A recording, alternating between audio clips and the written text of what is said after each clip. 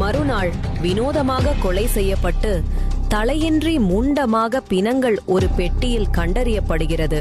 இதே போன்று 26 கொலைகள் ஒரே கிராமத்தில் நடந்துள்ளது குறிப்பிடத்தக்கதாகும். ஆகையால் தங்களது பிள்ளைகளை இரவில் கவனமாக பாற்று கொள்ளுமாறு அரசாங்கம் வலியுறுத்துகின்றது. தலைப்பு செய்தியில வந்த இந்த விஷயத்தை பத்தி தான் இந்த ஊர் முழுக்க மக்கள் ரொம்ப பரபரப்பா பேசிக்கிட்டு இருக்கிறாங்க. அது மட்டும் இல்லாம ராத்திரியில அந்த ஊரை சேர்ந்த சின்ன பசங்க யாருமே வீட்டை விட்டு வெளியே வரக்கூடாதுன்னு அந்த ஊர் தலைவர் அறிவிச்சிருக்கிறாரு.